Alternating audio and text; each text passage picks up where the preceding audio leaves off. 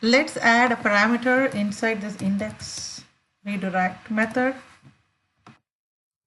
And then let's say if this ID equal to 0, we are going to throw an exception. So new HTTP status code result is bad request. If ID is sent as 0, we want to do that. Otherwise, it should return the redirect to action. So because of this, just one line of code, we have to have two separate tests. So that is where the separation of concerns comes in. Well, so we want to like change this guy. See, and our existing test is going to fail because it wants a parameter, right? So we want to say success, one method that is successful and one method that is going to be a bad request. So we want two separate test methods. So here we are going to pass a 1 because we want it to be successful. The success criteria is 1 or above something else. For this one, we are going to be passing a 0. But remember, when you know that you are passing a 0, you are expecting the code to fail and go through this loop. In this loop, it is going to be returning this type of an object. So you want to not have redirect route result there. Instead, you want it to be HTTP status code. So these are not going to be true. So instead of all that, what do we want? We want HTTP status code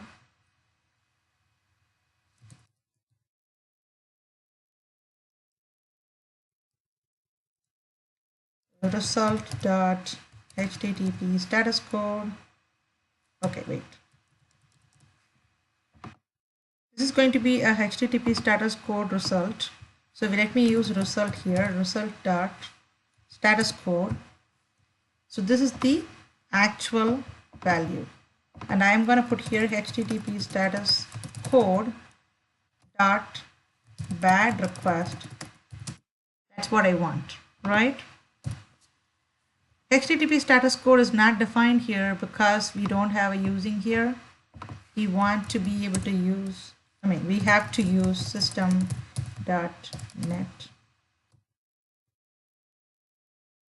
This HTTP status code belongs to that. But if you paid a little bit attention to this HTTP status code, you can see that it is going to be an enum type.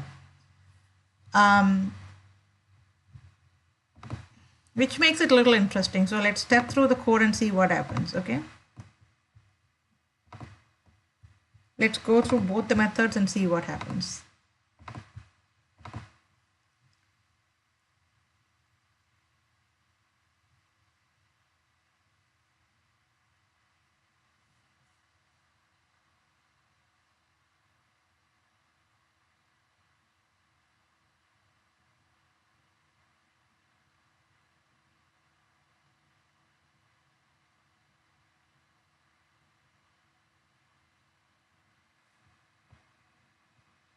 Okay, we are in the success method now, the success test now. So the controller is getting that parameter. So let's go in. So what is ID coming in as 1? So it is going to go through the alternate flow. Be happy. We are going to be returning the redirect to route result, checking the actions, and it's happy. Now we are in the bad request test. So let's go inside that. So ID is coming in as 0. So it's going to be returning the bad request code.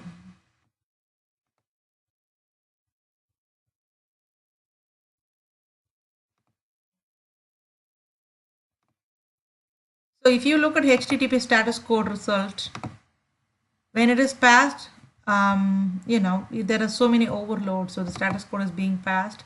The description is not being passed in our method, so that's going to come as blank. So let's look at the result.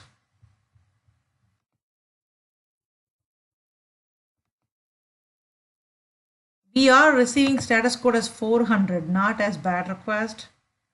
That is because it is returning as an integer, so our test is going to fail now. See, expected is bad request, actual is 400. And the reason why that is happening is because it is returning the actual value of the enum, not like the descriptive value. So for that, what we can do is we can typecast this.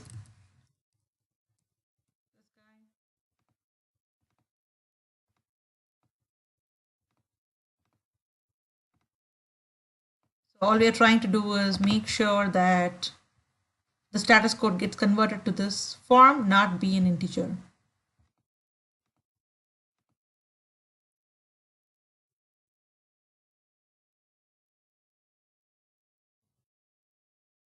Okay.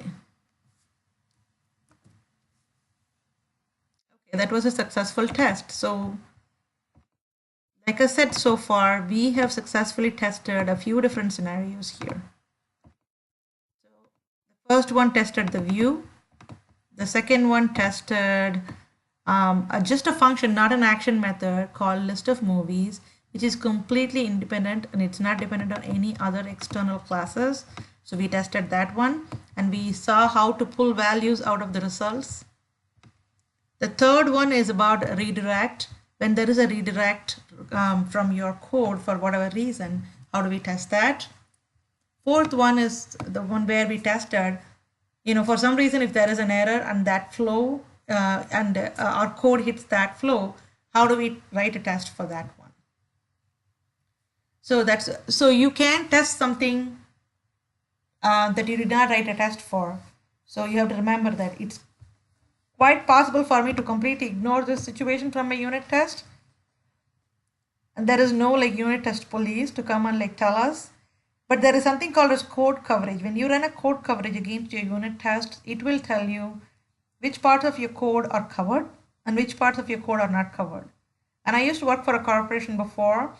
So as part of our source control check-in, whenever you check in code to a particular solution, the code coverage will be set up and then all the unit tests have to be like checked in. So when there is a build that is done to deploy to the QA environment from your development environment, what happens is the code coverage is checked and also your unit tests are checked.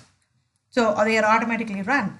And then any code that highlights as like not covered will be flagged and then you'll be required to like take a look at it or provide an explanation as to why you didn't cover that area. Sometimes unit tests can become really cumbersome. So in those situations, if the risk is really low, you can choose not to write unit tests. But in a corporate environment where multiple people are working on the same piece of code, it's very important that you have like really solid unit tests and good code coverage. So think about it whenever you write your unit tests. Okay, so we have covered like 4 different situations. We are going to go into the ugly part now. We are going to be writing code for this guy. Let's start with this list from DB first. And then we can get into details as a refresher one more time. Okay, so we are going to be writing a test method.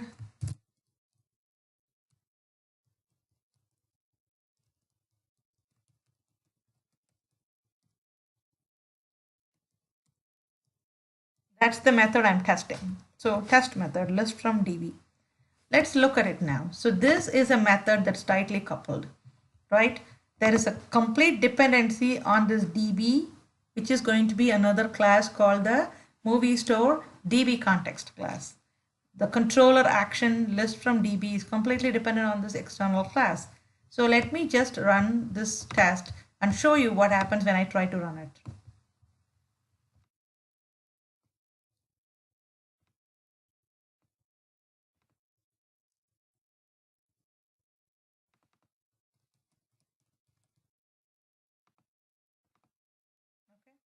So if you go in here, it is returning a view.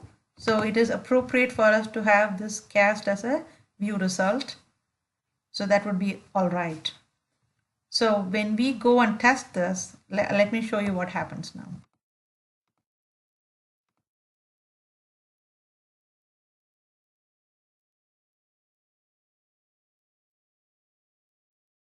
No connection string named can be found in the application config file. So it just does not know what this DB is.